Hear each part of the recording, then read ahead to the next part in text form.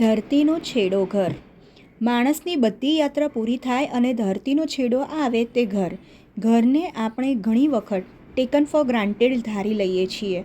માણસ આખો દિવસ કામ કરીને સાંજે થાકનું પોટલું બનીને ઘરે પાછો આવે છે ત્યારે ઘર જ હૂંફ અને હાશનો અનુભવ કરાવે છે.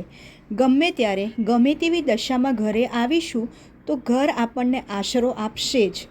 ઘર એટલે પત્ની, બાળકો, કિલકારી, ધાંધલ ધમાલ, લડવડ, રીસામણા મનામણાના સંબંધો તો ખરા જ, પણ ઘર એટલે બારીઓ, પડદા, ખુરશીઓ, પંખો, ફોટો ફ્રેમ, કુંડા, કેલેન્ડર, ગોળો, ચાકળો, મૂર્તિ, જાજમ, પાણીનો ડદુડો, વધારના છમકાર, ડામરની ગોળી, અગરબત્તી, શેવિંગ ક્રીમની ગંધ ખરી.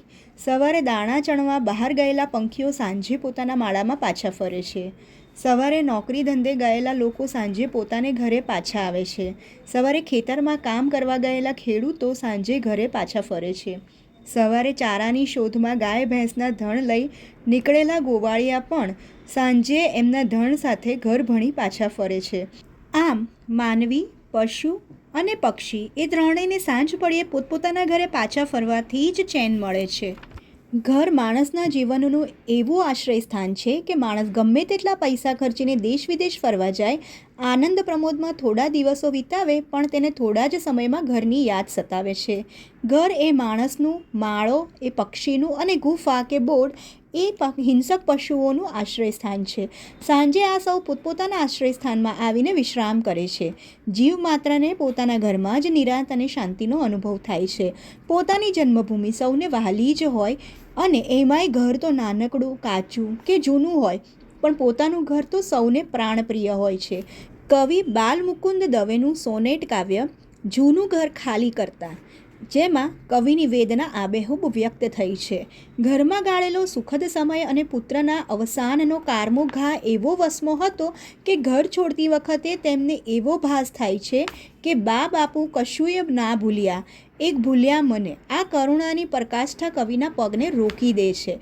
ઘર સાથે જોડાયેલા આ સંસ્મરણનો ઘરનો મહિમા સ્પષ્ટ કરે છે. પરંતુ જે ઘરના સભ્યોમાં પરસ્પર માટે કોઈ લાગણીનો ભાવ કે માયા મમતા ન હોય તેને ઘર ન કહી શકાય. કુટુંબની દરેક વ્યક્તિમાં એકમેકને મદદરૂપ થવાની ભાવના હોય તે ઘર જ સાચું ઘર કહેવાય. ખીલવું એમાં જરૂરી છે કમળ, ફક્ત જળથી કોઈ સરોવર ના બને. કવિ શ્રી રિષભ મહેતાની આ ઉક્તિ ઘરને માટે પણ એટલી જ સાચી છે. કોઈનો મહેલ જોઈને પોતાની ઝૂંપડી ન તોડી પડાય, એ કહેવતમાં ઘરનો સાચો મહિમા સૂચવાયો છે. માનવીને પોતાના ઘરમાં જે સુખ અને શાંતિનો અનુભવ થાય છે તે અનુભવ તેને અન્યત્ર ક્યાંય થતો નથી.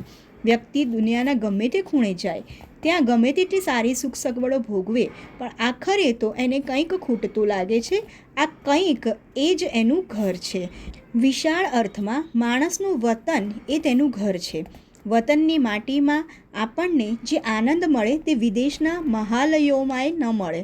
વતનના ખોરડામાં આપણને જે સુખ, શાંતિ અને હૂંફનો અનુભવ થાય એ જગતના કોઈ પણ સ્થાને ન થાય. ઘરના રોટલા જેવી મીઠાશ પંચતારક હોટલના વૈભવશાળી ભોજનમાં પણ ન મળી શકે.